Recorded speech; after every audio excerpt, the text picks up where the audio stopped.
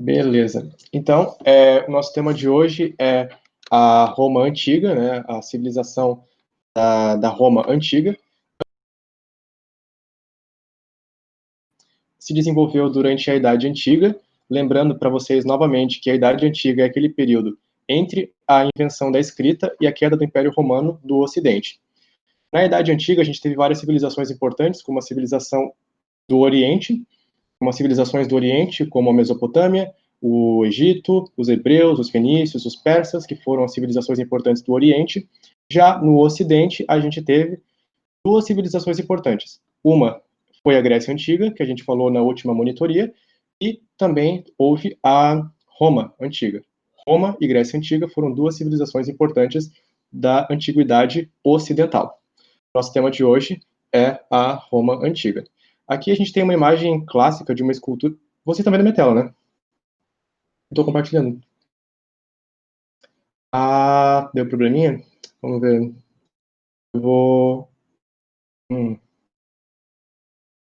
tentar arrumar aqui rapidinho, então.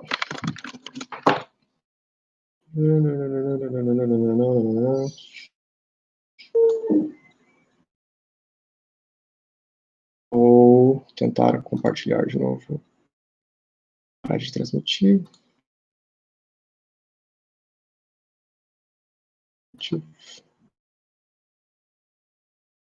Massa agora? Melhorou?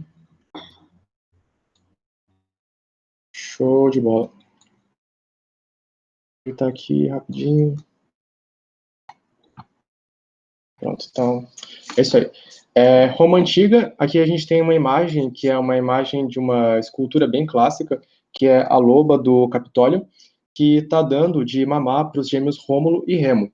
Rômulo e Remo, eles são os dois gêmeos que, segundo uma poesia, uma história antiga, lendária, escrita pelo poeta Virgílio, teriam sido dois gêmeos que foram abandonados num rio, e eles teriam navegado por um rio e chegaram na região onde hoje é a cidade de Roma. E eles, Rômulo e Remo, dois órfãos, eles foram criados por uma loba, que é essa loba aqui, a loba do Capitólio, que cuidou desses gêmeos e eles cresceram e fundaram a cidade de Roma, segundo essa lenda.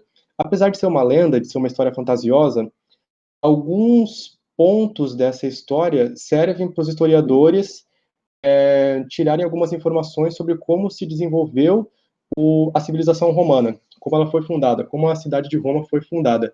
Por exemplo, a data da história de Virgílio bate com a data real da fundação da cidade de Roma. E também o primeiro rei de Roma realmente se chamava Rômulo. Então, alguns pontos dessa história lendária é usado pela história oficial para que se tenha algumas informações sobre a fundação da cidade de Roma. Falando agora da história mais oficial de Roma, a gente tem aqui na Península Itálica, que é essa península do Mar Mediterrâneo, alguns povos chegando nela e fazendo as primeiras colônias, os primeiros povoados.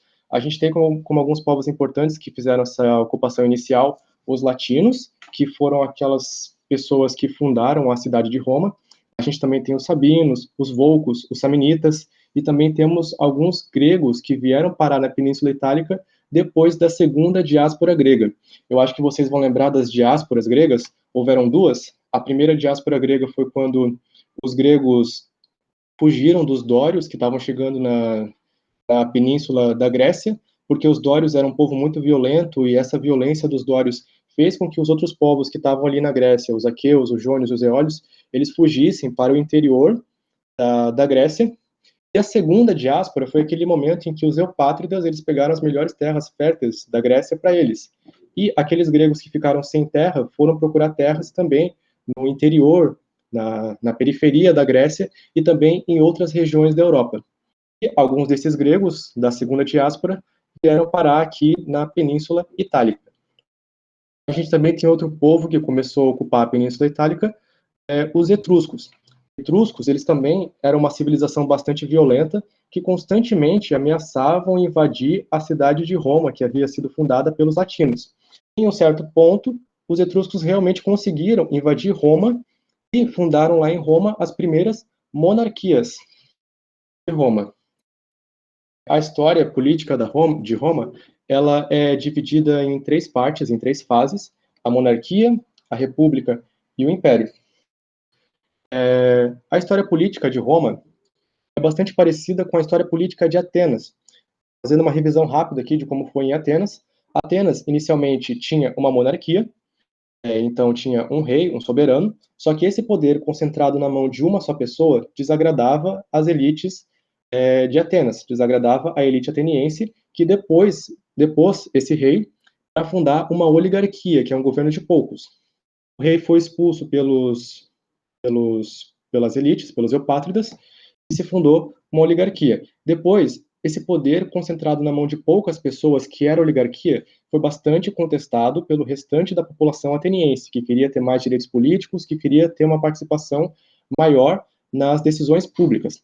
Essa contestação fez com que os oligarcas eles fizessem reformas legislativas para dar mais direitos ao restante da população ateniense, mas a população ateniense continuou requerindo cada vez mais direitos, e o que aconteceu na Grécia, em Atenas, foi que foi fundado um sistema político chamado tirania, em que uma pessoa só voltou a mandar em tudo, sem respeitar as leis, sem respeitar as vontades do resto do povo. Essa tirania não durou muito tempo, porque o poder do tirano foi contestado novamente pelo restante da população, e se fundou, assim, uma democracia em Atenas. Estou dizendo tudo isso porque em Roma foi parecido. Também existia em Roma inicialmente um rei. O poder desse rei foi contestado pelas elites de Roma. Isso fez com que fosse fundada em Roma a República Romana. Só que a República Romana ela foi inicialmente uma instituição política que tinha como a classe dominante os patrícios. Os patrícios decidiam quase todas as questões que aconteciam na República Romana. Esse poder concentrado na mão só dos patrícios foi contestado pelo restante da população romana, que eram os plebeus. Os plebeus ganharam mais direitos políticos, e depois houve em Roma um império, que também era um sistema autoritário de poder. Mas eu vou explicar tudo isso melhor ao longo dessa monitoria de hoje. Sobre a monarquia, é importante saber que houveram 7 reis em Roma. O primeiro rei foi Rômulo, como eu já havia dito antes, e o último rei de Roma foi Tarquínio o Soberbo. Tarquínio o Soberbo foi deposto pelos patrícios romanos. Explicando a estrutura social de Roma, a gente tem aqui essa pirâmide, que era uma pirâmide bem fixa, assim, era difícil ter ascensão social em Roma. No topo da pirâmide a gente tem os patrícios. É importante falar que Roma, ela também tem uma fundação, uma ocupação muito parecida com a ocupação da Grécia. Em Roma, a gente tinha inicialmente as comunidades chamadas gens. Eu acho que vocês vão lembrar lá da Grécia que haviam as comunidades gentílicas ou genos. Aqui em Roma a gente tem os gens. Os gens eram sociedades parecidas com os genos gregos. Aqui nos gens a gente tinha uma produção pastoril, agrícola, em que existia uma liderança masculina que era o patriarca, também chamado de pater. Também houve, tal como houve na Grécia, aqui em Roma, uma concentração da propriedade agrícola na mão de poucas pessoas, que eram os descendentes mais próximos do patriarca, do pater, e esses descendentes, essas pessoas que conseguiram pegar as terras de Roma, eles são aqueles que vieram a se tornar os patrícios. A palavra patrício justamente significa isso, a pessoa que é próxima do pater. Então, a gente tem aqui no topo da pirâmide social de Roma os patrícios. Abaixo dos patrícios, a gente tem os clientes, que são pessoas livres que dependem dos patrícios, que prestam serviço, que dão apoio, que são pessoas que dependem dos patrícios. Abaixo dos clientes, a gente tem os plebeus, que eram a parte da população livre mais empobrecida da estrutura da Roma Antiga. Eles eram lavradores, eles eram pequenos comerciantes, artesãos, e eles eram importantes porque eles compunham a maior parte do exército romano. E abaixo dos plebeus a gente tinha os escravos, que eram aí sim aquelas pessoas que não tinham nenhuma liberdade, que eram escravizadas por causa de guerras, porque haviam perdido guerras ou porque tinham adquirido dívidas que não conseguiram pagar, por isso eles eram escravizados. Eles eram a base produtiva de Roma. Eles que produziam os alimentos dos romanos, alimentos que iriam para os plebeus, os clientes e os patrícios. É importante vocês saberem que, apesar da base econômica de Roma ser composta por escravos, os escravos não eram a maioria da população. A maioria da população romana eram os clientes e os plebeus. Juntos, clientes e plebeus formavam a maioria da população romana. Depois da monarquia, a gente tem em Roma a República, que tem como característica ter o Senado, que é uma instituição política onde as leis eram feitas. A gente também tem na República a Assembleia, que é aquela instituição política onde são aprovadas as leis feitas no Senado, e também temos as magistraturas, que são as pessoas que fazem a máquina pública funcionar, fazem as leis serem cumpridas.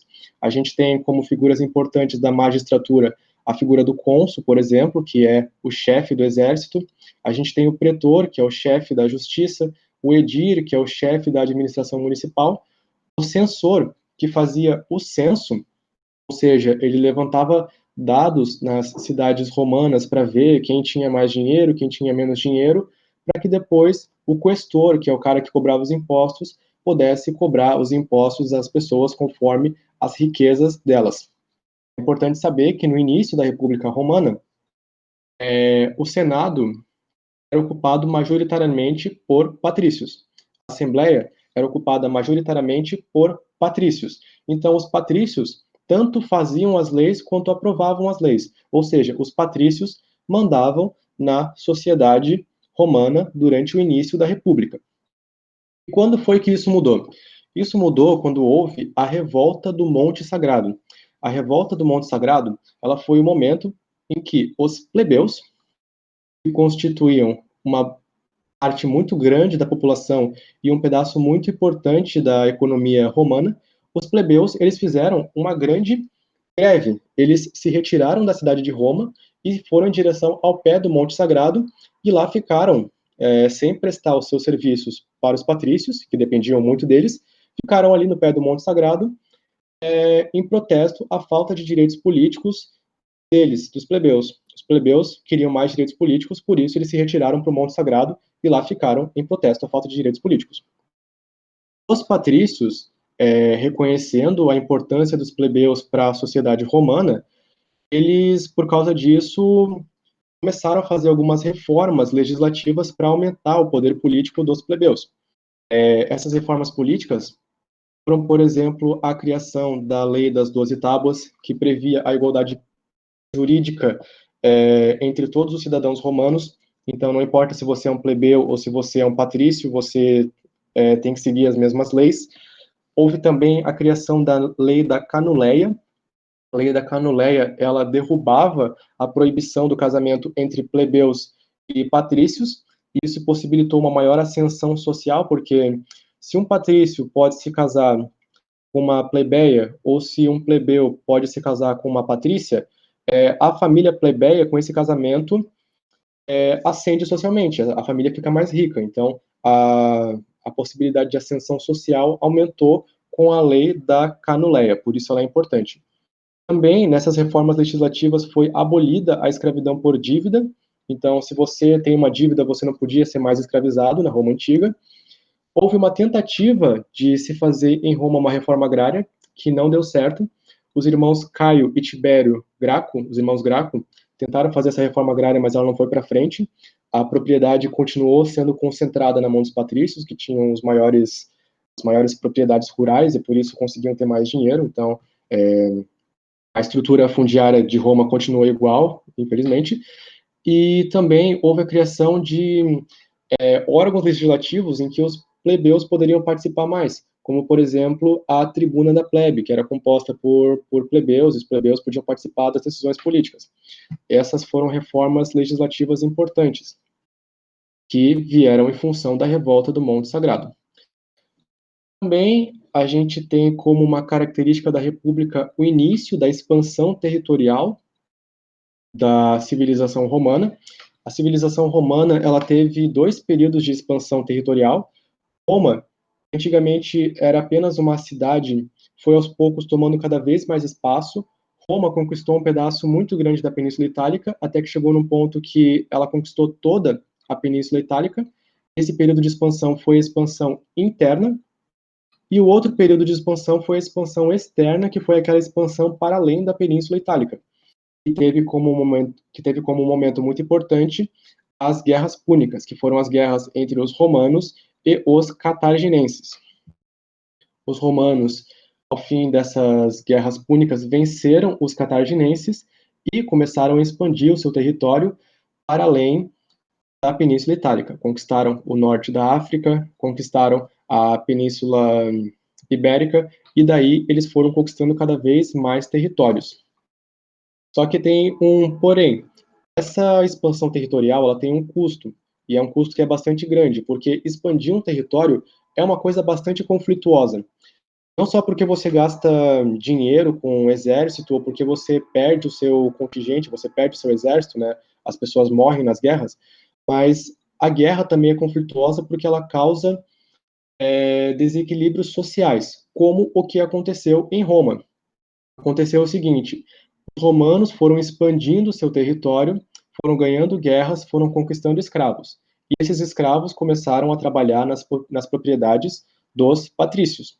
Os patrícios, com um grande contingente de escravos trabalhando para eles, começaram a ter as propriedades deles cada vez mais produtivas e cada vez mais lucrativas. Já o plebeu, que não podia contar com o escravo e tinha ali a sua pequena ou a sua média propriedade, ele não conseguia competir com a propriedade do patrício. Então, o plebeu não tinha outra opção senão vender as suas terras para os patrícios. Então, houve uma concentração fundiária ainda maior com essa expansão territorial na mão dos patrícios. Então, os patrícios começaram a ter terras cada vez maiores, com cada vez mais escravos trabalhando para eles, e ficaram cada vez mais ricos. Os patrícios ficaram cada vez mais ricos, enquanto os plebeus ficaram cada vez mais pobres. Quando você tem numa sociedade um contingente de pessoas empobrecidas que é muito grande, começa a haver conflito social, começa a haver violência, começa a ter mais crimes, e esse é o desequilíbrio social. E o desequilíbrio social causa desequilíbrio político. Por isso, a República Romana, com essa expansão territorial cada vez maior, ela perdeu a sua força até que teve um ponto que ela deixou de existir. E a República ela acabou nesse ponto e foi substituída pelo Império, porque no Império a gente tem um sistema político que é mais autoritário e consegue reprimir os conflitos sociais. Ou seja, conflito econômico causou conflito social causou desequilíbrio político, e por isso a República Romana caiu e veio o Império. O Império Romano ele foi caracterizado pelo estabelecimento de triunviratos e também pela continuidade da expansão territorial. Vocês podem se perguntar por que os romanos continuaram expandindo o território deles, mesmo a expansão territorial sendo uma coisa tão problemática. A resposta disso é que a expansão territorial, de uma certa forma, é um ciclo vicioso. Por exemplo, quando você tem o seu território, você conquista outro território para impedir que o seu vizinho, de alguma forma, tome o território que é seu. Por exemplo, os romanos, com medo dos cartaginenses, tomam Cartago para acabar com a ameaça de Cartago dominar Roma. Só que, quando você conquista o território cartaginense, você faz novos vizinhos. Por exemplo, quando você toma a Numídia, você faz um novo vizinho, que é a Mauretânia. Ou seja, você tem medo que o mauretano ele invada o território da Numídia, por isso você também invade a Mauretânia. Mas quando você invade a Mauretânia, você também tem o perigo da Península Ibérica, dos povos da Península Ibérica quererem invadir a Mauretânia. Daí você também toma a Península Ibérica. Daí isso se torna um ciclo vicioso. E Roma, ela entrou nesse ciclo, foi conquistando cada vez mais territórios, até que chegou num ponto que Roma tomou praticamente todo o mundo antigo. Todas as civilizações importantes sobre as quais a gente falou nas últimas monitorias foram tomadas pelos romanos. Os romanos tomaram o Egito, os romanos tomaram a Mesopotâmia, tomaram a Palestina, tomaram a Grécia, tomaram a Península Ibérica, tomaram até a Bretanha, que hoje é o território da Grã-Bretanha. Enfim, tomaram praticamente todo o mundo antigo, um pedaço imenso do norte da África, um pedaço imenso da Europa e um pedaço muito grande da Ásia. Só que vocês podem imaginar que essa expansão territorial não pode ser feita para sempre. Chega um ponto em que ela satura. E essa saturação levou à crise do Império Romano. Como é que foi essa crise no Império Romano? Ela teve 3 pontos importantes. Um desses pontos foi a evolução do cristianismo.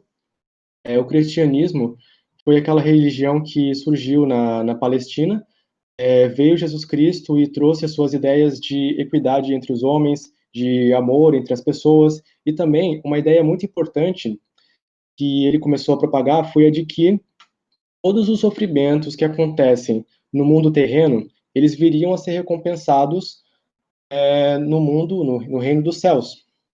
E essa ideia, ela se espalhou pelo mundo antigo e chegou até Roma, que era um lugar que tinha um contingente muito grande de pessoas empobrecidas. Lembra daqueles plebeus que perderam suas terras? Então, eles eram muitos. E quando eles ouviam essa ideia de que o sofrimento deles na terra ia ser recompensado nos céus, eles acreditavam piamente nisso e espalharam com muita intensidade a religião cristã no Império Romano. Mas por que isso é um problema para o Império Romano? Isso é um problema porque os cristãos, eles contestavam o poder divino do imperador romano. Para o cristão, o imperador de Roma, ele não tem um direito divino. Ele não é uma autoridade religiosa. Quem é uma autoridade religiosa são as ideias de Cristo. Cristo é sagrado e Deus é sagrado. Mas o imperador, não. E essa contestação do poder religioso e, consequentemente, do poder político do imperador romano fez com que o cristianismo fosse uma ameaça para os imperadores romanos. Tanto que os imperadores, a maioria deles, perseguiu com muito ímpeto os cristãos. Mas a religião cristã, mesmo assim, se espalhou com muita força no Império Romano. Também houve a crise do escravismo. A crise do escravismo foi assim: Roma, ela foi expandindo seu território cada vez mais, foi conquistando mais escravos, e quanto mais escravos você tem, mais riqueza você consegue produzir. Mais escravos, mais riqueza, mais dinheiro para o exército, um exército mais forte, mais expansão. E esse ciclo vai indo até que chega um ponto que ele se satura. Ele saturou. Roma chegou ao seu máximo de crescimento, ao seu máximo de expansão territorial. Então, por isso, começou a faltar escravo. Faltando escravo, faltou dinheiro para o exército. Faltou dinheiro para o exército ficou fraco e possibilitou a chegada em Roma dos povos bárbaros. Quem eram os povos bárbaros? Os povos bárbaros eram esses povos do norte da Europa. Eram os germanos, os godos, os visigodos, os ostrogodos, os vikings, os anglos, os saxões, aqueles bárbaros mesmo, sabe? Aqueles bárbaros que a gente conhece, aqueles caras barbudos que usam escudo, espadas, enfim, toda aquela figura clássica do bárbaro. Esses povos eram civilizações de guerreiros. Eles foram entrando cada vez mais no território romano, porque o território romano estava com um exército fraco, estava com uma crise política, uma crise administrativa, e eles foram tomando cada vez mais cidades. Eles começaram a se tornar uma ameaça muito grande. Eles, os bárbaros, foram uma ameaça tão grande para o Império Romano, que tinha sua capital em Roma, foi uma ameaça tão grande que chegou a um ponto que um imperador romano chamado Teodócio decidiu dividir Roma em 2 impérios. Um império romano do Ocidente, que tinha a sua sede, a sua capital, acho que a gente pode dizer assim, em Roma, e o outro império romano, que era o Império Romano do Oriente, que tinha a sua capital na cidade de Constantinopla, que era uma cidade politicamente muito importante e também geograficamente estratégica para o comércio com o Mar Negro. Mas, enfim, Constantinopla era a sede do Império Romano do Oriente. Bárbaros foram chegando cada vez mais no território romano, até que chegou no ponto que eles chegaram em Roma, que era a principal cidade. A partir do momento que eles chegaram na principal cidade, aqui os romanos chegando na cidade de Roma, tomando Roma de uma forma bem violenta, vocês podem ver aqui nessa imagem, muito forte, teve muita violência nessa tomada dessa cidade de Roma, que a gente tem os bárbaros fazendo todo tipo de agressão e violência, destruindo a cidade de Roma. A partir do momento que os bárbaros tomaram a cidade de Roma, a gente tem o fim de uma era. A gente está falando daqui do fim da Idade Antiga e do início da Idade Média, que vai ser o tema das nossas duas próximas monitorias. A Idade Média foi aquele momento em que os modos sociais dos bárbaros e os modos sociais e econômicos dos bárbaros se misturou com os modos sociais e econômicos da civilização romana. Porque quando você toma uma civilização, você não destrói completamente o que ela construiu. Você começa a considerar algumas coisas dela. Então, essa mistura do modo de vida bárbaro com o modo de vida romano formou o que a gente chama de Idade Média, que a gente vai discutir mais para frente. Mas o importante saber é que, com a queda do Império Romano do Ocidente, com a queda desse pedaço aqui do Império Romano, a gente tem o fim da Idade Antiga e o início da Idade Média. Eu só esqueci de falar dos triunviratos. Teve dois triunviratos. Um era composto pelo Crassus, pelo Pompeu e pelo César. Júlio César, em um certo ponto, ele conseguiu suplantar o poder político dos outros dois membros do triunvirato. Depois que Júlio César morreu, foi estabelecido um segundo triunvirato, que era composto por Lépido, Marco Antônio e Otávio Augusto. Otávio Augusto, tal como César, suplantou o poder político dos outros membros do triunvirato e se tornou o imperador absoluto de Roma. Esses aqui são os triunviratos.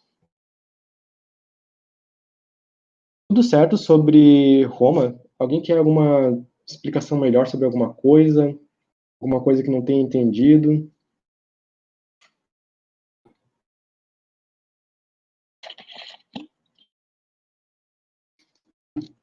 Estão aí? Vocês estão me ouvindo? Tranquilo? Tá ok?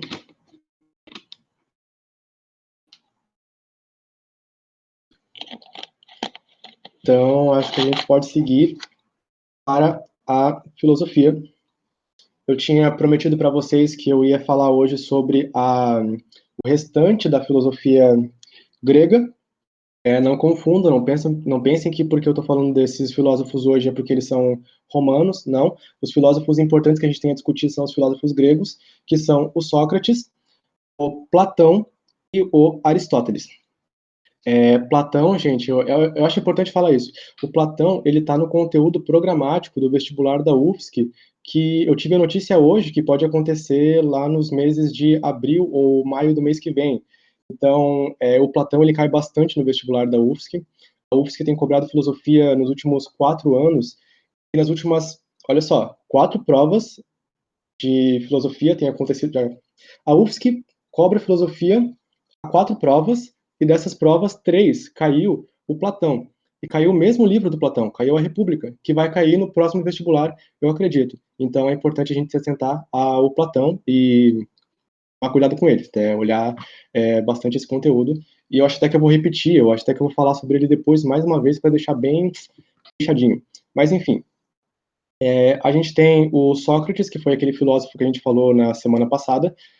A filosofia, só fazendo uma revisão rápida, a gente pode dividir a filosofia em filosofia pré-socrática e filosofia socrática, a filosofia grega antiga, né? Os pré-socráticos eram aqueles que se ocupavam com o estudo da natureza, ou seja, da cosmologia. Eles se ocupavam com as questões naturais, que eles queriam entender a essência da natureza, da vida, das coisas. E depois veio Sócrates, que trouxe para a filosofia a questão humana para dentro do debate, ou seja, ele trouxe o homem para o debate, ou seja, como o homem ele tem que se portar diante de outro homem, como o homem tem que se portar diante da natureza, como o homem tem que tratar a si mesmo. As questões humanas foram trazidas para a filosofia por meio das ideias de Sócrates. Sócrates, ele teve um discípulo muito importante, na verdade ele teve vários seguidores, aqui a gente tem nessa imagem vários seguidores de Sócrates. Sócrates teve vários seguidores e um deles era Platão. Platão, ele era um discípulo de Sócrates. Aristóteles, aqui do lado de Platão, era discípulo do Platão. Aqui a gente tem uma imagem da escola de Atenas, onde se ensinava a filosofia, a matemática, as ciências, a astronomia, e Platão e Aristóteles lecionaram na escola de Atenas. Falando sobre Platão, o próprio, ele também, tal como Sócrates, ele era crítico aos sofistas. Os sofistas eram aquelas figuras na Grécia Antiga que ensinavam as pessoas a arte da oratória, ensinavam as pessoas a argumentar, a defender ideias na política pública, porque lá em Atenas a gente tinha, por exemplo, a democracia, em que o cidadão tinha que defender as suas ideias em público, e os sofistas ensinavam as pessoas a argumentar. Argumentar o que você quisesse. O sofista te ensinava a defender a ideia X. O sofista te ensinava a defender a ideia Y, a ideia Z. Qual das ideias você preferir, não importando qual das ideias é verdadeira. Sócrates, ele era muito crítico aos sofistas porque ele queria que as pessoas, os filósofos, elas buscassem a verdade de fato. Platão, como era discípulo de Sócrates, também era crítico aos sofistas. Platão almejava a verdade em si e não se preocupava em ficar defendendo ideias que não fossem necessariamente as ideias verdadeiras. O Platão ele escreveu um livro muito importante chamado A República, que foi aquele livro que caiu 3 vezes no vestibular da UFSC, vai cair de novo, eu acho. A República foi um livro muito importante. Nesse livro constava, por exemplo, as teses do mundo das ideias e do mito da caverna de Platão. O mundo das ideias, assim, o Platão, ele era um filósofo que acreditava que existia um mundo em que as ideias estavam e as pessoas deveriam tentar alcançar essas ideias do mundo das ideias. Quando você vê alguma coisa ou quando você escuta algum argumento sobre alguma coisa, essa ideia, ela não é uma ideia verdadeira, ela não é uma ideia do mundo das ideias, ela é um simulacro. As opiniões e as coisas que os sentidos trazem para a nossa mente, elas são simulacros, são ideias falsas da realidade. Por exemplo, quando a gente tem um círculo, quando a gente faz um desenho do círculo no chão, a gente não está vendo de fato um círculo, mas a gente está vendo uma representação de um círculo, um simulacro do ciclo, de um círculo. É difícil de entender, mas é assim. O ciclo de verdade, ele não é aquele ciclo representado no chão, mas é o círculo do mundo das ideias. E por meio da argumentação e da matemática, a gente conseguiria alcançar o mundo das ideias de fato. A filosofia, a dialética, a matemática nos ajudam a alcançar o conhecimento de fato que está no mundo das ideias. Para tentar explicar melhor para vocês o que Platão falava, Platão dizia que as opiniões e os sentidos enganavam. De fato, os sentidos enganam. Aqui eu tenho uma representação de um fenômeno chamado refração, que é aquele fenômeno que desvia a luz quando ela passa de uma superfície com uma densidade diferente para outra, com uma densidade diferente. Aqui a gente tem a água, que é mais densa, e o ar, que é menos denso, por isso a luz, ela passando de um meio para outro, ela muda de direção. Então os sentidos, eles enganam, porque quando você está pescando um peixe, parece que ele está no lugar. Na tua cabeça, o peixe ele está aqui, mas na verdade o peixe ele está aqui embaixo, sabe? A mesma coisa acontece quando você olha para uma estrela no céu. Aquela estrela, ela não está no ponto que você acha que ela está. Aquela estrela, ela pode nem ao menos existir, porque ela é a luz de uma explosão que aconteceu há muitos milênios atrás, sabe, gente? O Platão, ele não usava essas ideias de refração, de explosão de estrelas, porque elas são ideias muito modernas, mas ele já falava que os sentidos enganam. Ele fala que os sentidos e as opiniões são simulacros e que as ideias verdadeiras estão no mundo das ideias. Também um ponto importante que Platão falava era o mito da caverna. O mito da caverna é aquele mito em que a gente tem pessoas presas numa caverna, elas estão acorrentadas e elas passam a vida inteira delas vendo sombras na parede da caverna que são projetadas por fantoches que são carregados por pessoas na frente de uma fogueira. Então essas pessoas ficam aqui projetando essas sombras, mentira, né? Esses animais de mentira que são as sombras, essas pessoas de mentira que são as sombras, e as pessoas ficam ali a vida inteira delas olhando aquilo e acreditando que aquilo é a verdade. Chega um certo ponto que uma pessoa consegue se desprender das correntes, consegue subir da caverna, alcança o mundo verdadeiro. Lá no mundo verdadeiro, ela vê a luz do sol e ela é cegada pela luz do sol. Ela é cegada pela. Não tem algum problema, gente?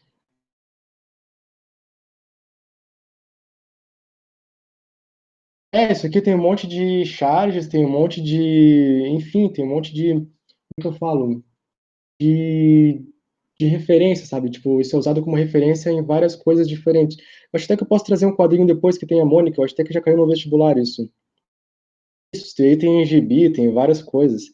Daí, essa pessoa que sai da caverna, ela é cegada pela luz do sol, mas chega um certo ponto que ela se acostuma com essa luz forte do sol, ela consegue perceber a beleza que existe fora da caverna. E encantada com a beleza que existe fora da caverna, ela desce de novo para a caverna para avisar as pessoas que existe um mundo real em que existe muita beleza. Só que as pessoas da caverna não escutam essa pessoa que desceu para falar sobre as belezas do mundo real. Essa pessoa que fala sobre as belezas do mundo real, ela vira uma piada, não é escutada pelo resto das pessoas, e é assim que é o mito da caverna. Isso aqui é uma metáfora para representar que as ideias verdadeiras, elas estão no mundo das ideias, que existem na nossa vida vários simulacros.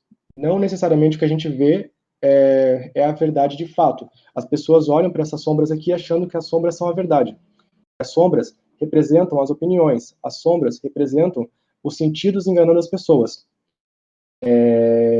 Então, é preciso que as pessoas deixem de ver a sombra como uma realidade e busquem a verdade de fato. É isso que o mito da caverna traz como mais importante, a necessidade das pessoas realmente irem buscar a verdade. E Platão também falava que os políticos, lá na Grécia Antiga, os políticos, as pessoas que cuidavam das questões públicas, elas não eram pessoas que conheciam a filosofia, não eram pessoas que conheciam a ética, eram pessoas que se dedicavam muito à arte da argumentação, que estudavam com os sofistas e defendiam qualquer ideia que fosse interessante para elas, mas elas não buscavam a verdade, elas não se ocupavam a estudar a ética.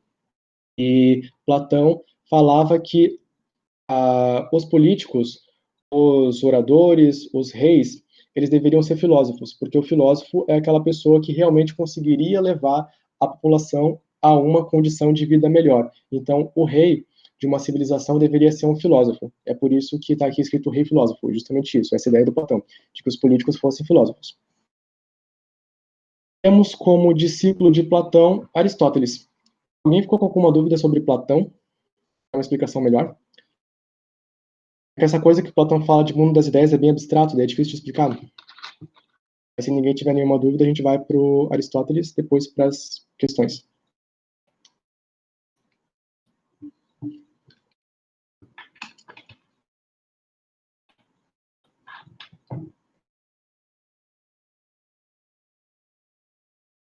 Maravilha. Aqui a gente tem de novo aquela imagem do Platão apontando para cima, se referindo ao mundo das ideias, e aqui do lado a gente tem Aristóteles, que era discípulo de Platão, apontando para baixo. Por que apontando para baixo? Porque o Aristóteles ele defendia a ideia de que os conhecimentos eles poderiam sim ser baseados nos sentidos, eles poderiam sim ser baseados nas coisas que as pessoas veem todos os dias. O conhecimento ele estava no mundo em si, no mundo de fato, não no mundo das ideias. Então, Aristóteles ele era crítico dessa ideia de Platão, de mundo das ideias, de abstrações. Não, o Aristóteles ele buscava o conhecimento no próprio mundo em que as pessoas viviam. E Aristóteles, ele também foi um grande estudioso de áreas do conhecimento, como a ética e a política, como a produção artística e como as ciências da natureza. Ele separava os conhecimentos, o conhecimento prático, que é a ética e a política, ou seja, são conhecimentos que você adquire e você consegue converter em uma política pública, e, enfim, mudanças na sociedade. O conhecimento produtivo, que são as artes, como a poesia, por exemplo, e o conhecimento teórico, que são os conhecimentos do mundo concreto da natureza, como a matemática também, a física e a filosofia primeira, que é a teologia. É o estudo das coisas que vão para além da existência humana, as coisas superiores à existência humana. Depois essa palavra teologia ganha um cunho mais religioso, mas para Aristóteles a filosofia primeira, a teologia é essa coisa que é além do que o ser humano, enfim, vive na vida dele. Sobre esses filósofos é isso, sobre Roma Antiga é isso. Então, agora acho que a gente pode resolver rapidinho as questões da guia de estudos. Se o Richelli conseguir colocar aquele poolzinho lá com as alternativas, a gente pode resolver. Acho que uns 3 minutinhos para essa questão que é mais curta.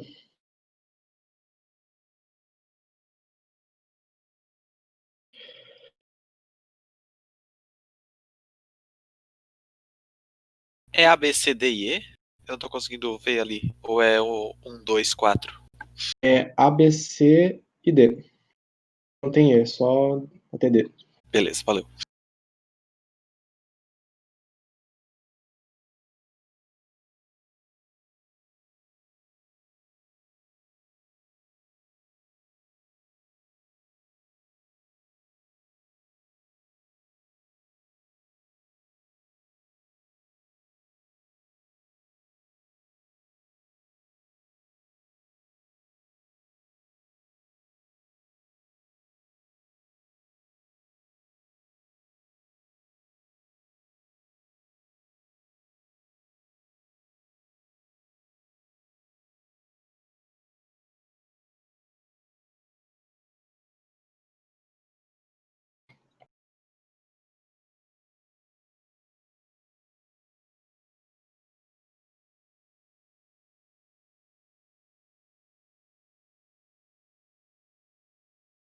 Certinho, gente. A resposta da questão 1 é a alternativa B mesmo. Eu vou colocar a 2 na tela, mas se alguém tiver tido alguma dúvida sobre a questão 1, pode comentar que eu posso tentar explicar.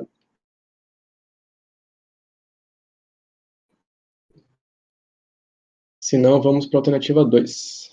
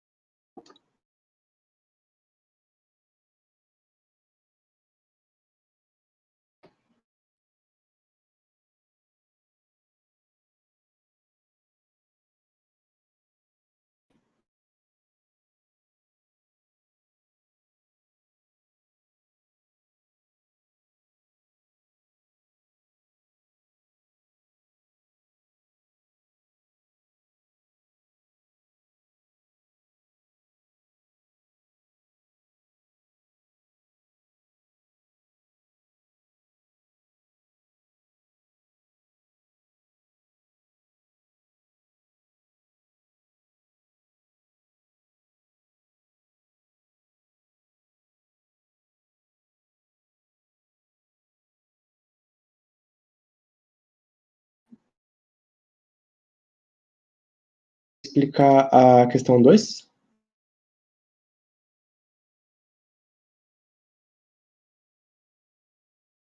Ou a questão ou todas?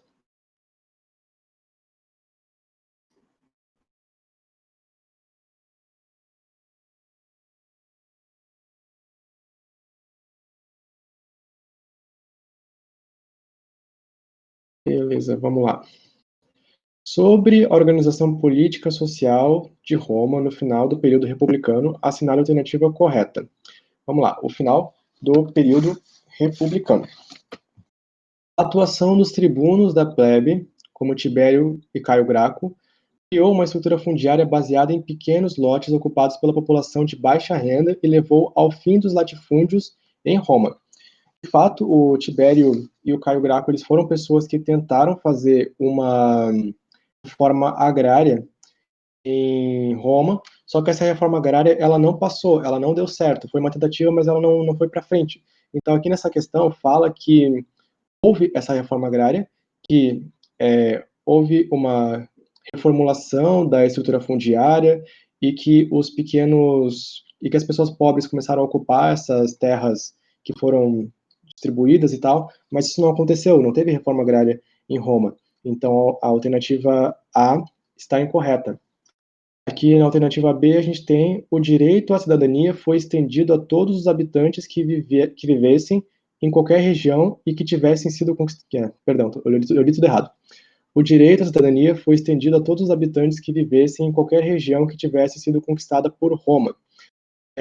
Não. os tribunos, os plebeus em Roma, eles requeriram mais direitos políticos e eles ganharam alguns direitos, mas eles não ganharam a cidadania para todo mundo, sabe? Em Roma a gente tinha os escravos que não tinham nenhum direito político, por exemplo.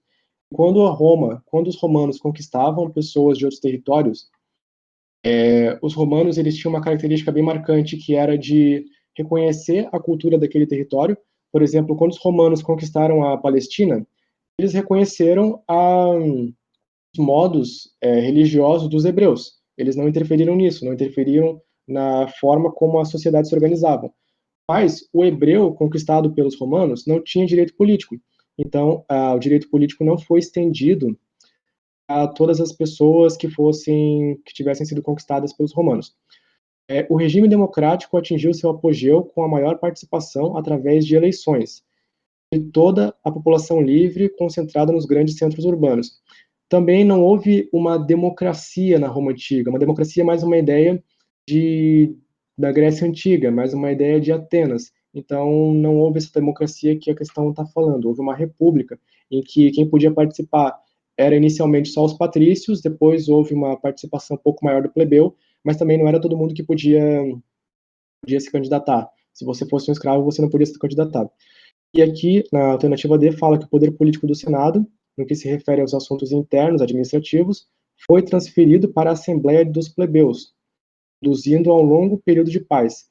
Não, não houve essa reformulação da estrutura política na República. O Senado continuou fazendo as leis, a Assembleia continuou aprovando, e as competências do Senado não foram passadas para a Assembleia, mas sim houve uma maior participação dos plebeus na Assembleia, que foi justamente a criação da tribuna da plebe, que era uma Assembleia composta por plebeus. É também chamada de Assembleia da plebe, como fala aqui na questão D. E a questão E, que é a correta, houve o aumento do número de prisioneiros de guerra convertidos em escravos, utilizados como mão de obra na economia romana. Justamente com essa expansão territorial que começou na República, houve um aumento no número de pessoas escravizadas por guerra na Roma Antiga. Porque aquela revolta do Monte Sagrado, ela acabou com a escravidão por dívida, mas a escravidão por guerra continuou durante toda a história da Roma Antiga. Então, os romanos expandindo seu território tinham mais escravos. Ficou legal, alternativa questão 2, gente?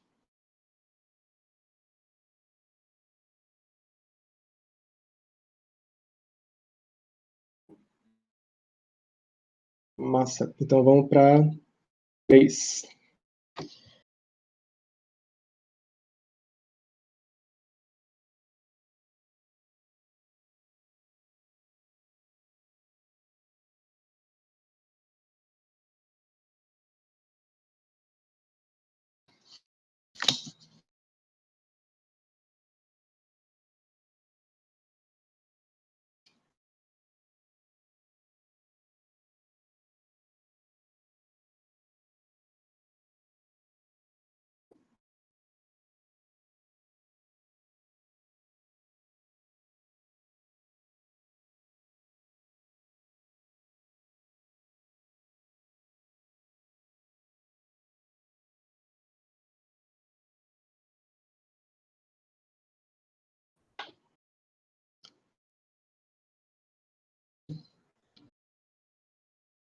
Eu posso ler para vocês. Vamos lá. Deixa eu tomar uma água antes. Assinale as preposições corretas referente à civilização romana. A religião romana, a religião romana era politeísta, ligada ao Estado, que estabelecia normas para o culto, para as festas e cerimônias públicas. Vamos lá.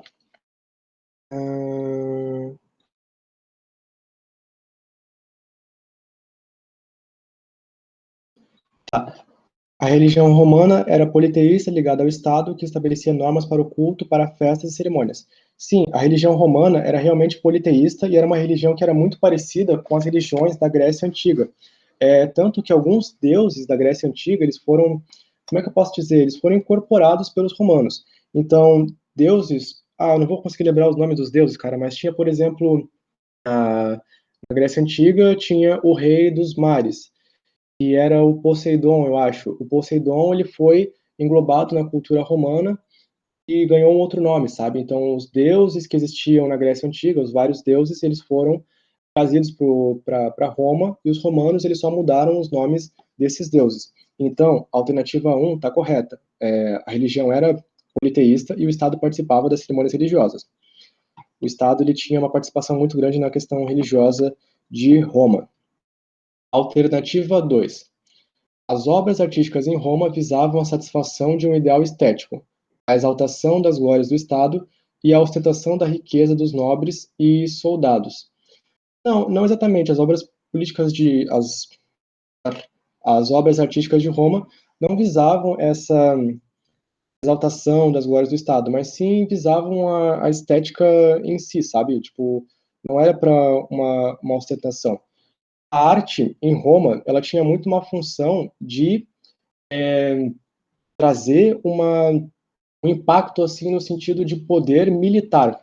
Quando você chegava na cidade romana, você tinha, por exemplo, grandes esculturas, esculturas enormes de soldados. E quando você via aquela escultura enorme de um soldado, você ficava impressionado, pensando, poxa, se essa civilização consegue fazer uma escultura dessa magnitude, desse tamanho, imagina o poder militar dessa civilização, que é a civilização romana. Então, em Roma, as artes serviam mais para ter um impacto visual, para impressionar as pessoas do poder militar de Roma. E tinha uma estética muito parecida com a estética romana, a estética grega, aliás. Então, não necessariamente, a 2 está incorreta. A 4, penetraram em Roma inúmeros cultos, entre eles o cristianismo, que, prometendo um mundo melhor aos pobres e oprimidos, foi transformado em religião oficial do Estado. Sim, o cristianismo, ele foi transformado em religião oficial do Estado romano pelo imperador Teodócio, um édito importante chamado Édito de Milão. Teve dois éditos, que são duas... édito é lei, sabe? Tiveram dois éditos importantes na Roma Antiga. Um édito que foi o Édito de Tessalônia, que promoveu liberdade de culto. Eu tenho que explicar isso melhor para vocês, gente. Eu tenho que explicar isso melhor. Aí chegou em Roma o cristianismo. O cristianismo, ele questionava o poder político do imperador. Então, os cristãos eles foram muito perseguidos. Até que chegou um ponto que o cristianismo cresceu de tal maneira que não tinha como você parar essa religião, sabe? Então, o que os imperadores de Roma fizeram foi, primeiro, liberar o culto do cristianismo, que foi o Édito de Tessalônia, e depois o cristianismo foi incorporado como a religião oficial dos romanos. Os romanos deixaram de ser politeístas para se tornar cristãos por meio de um édito chamado Édito de Milão, que foi colocado como lei pelo imperador Teodócio. Então a 4 está verdadeira. Os cristãos foram perseguidos em Roma, pois o monoteísmo pregado por Cristo não permitia a aceitação da divindade do imperador romano. E por quê? Nas catacumbas planejava-se a queda do império. Não, os cristãos eles não ficavam planejando uma conspiração contra o Império Romano. Eles só questionavam o poder do imperador. Tipo, o imperador falava, eu sou sagrado. O cristão falava, não, tu não é. Só isso, não ficava nenhum tipo de plano de conspiração para derrubar o imperador. A liberdade de culto da época do Constantino, liberdade de culto da época de Constantino e Licínio foi limitada durante a administração de Teodósio através da imposição do monoteísmo cristão. Teodósio ele colocou o monoteísmo como a religião oficial, mas ele não perseguiu os outros cultos por causa disso. A arquitetura era a arte mais desenvolvida em Roma, caracterizada pela monumentalidade e influenciada pelo politeísmo, que exigia a construção de muitas igrejas e monastérios. Não, e mosteiros. Não, de fato existia essa monumentalidade e era influenciada pelo politeísmo, mas esse politeísmo não exige que sejam construídas muitas igrejas e muitos mosteiros. Não é uma exigência, sabe? Você pode construir várias estátuas de vários deuses diferentes, mas você não é obrigado a construir várias igrejas. Então, é isso a alternativa, a questão 4. Certo, pessoal? Tá dando para ler essa aqui, que é a 4, na verdade? Vocês conseguem ler essa? Não dá para ler? Porque tá pequeno? Porque tá manchado.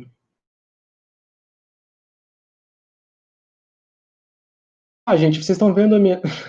Pera aí, eu acho que eu compartilhei a tela errado. Vocês estão vendo só o slide? Ou estão vendo a tela do Discord também?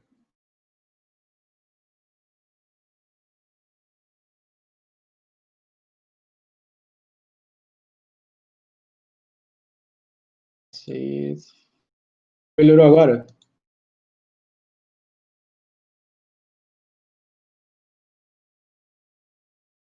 Gente, melhorou. Ah, tá. Então acho que eu tenho que aumentar aqui para ficar bom para vocês também. Ah, bom. Tentei resolver essa questão aqui, é importante.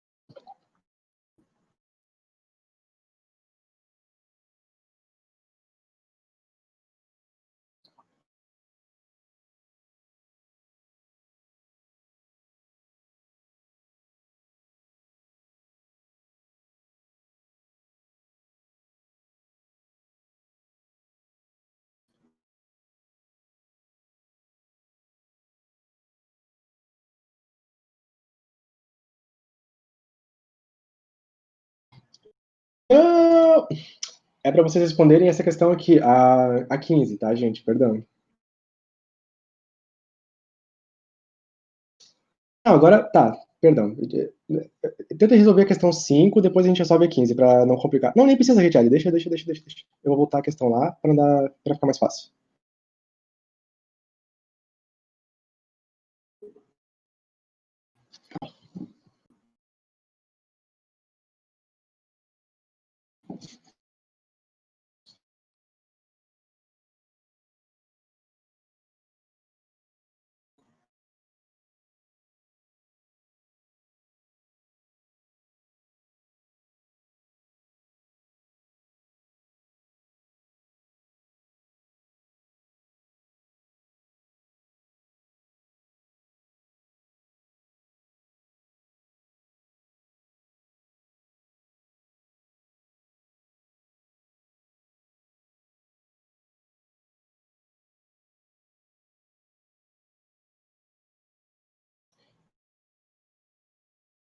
Eu vou me explicar. Era para vocês resolverem a questão 15 e a questão 5 eu ia resolver com vocês porque essa questão 5 ela é bem complicadinha.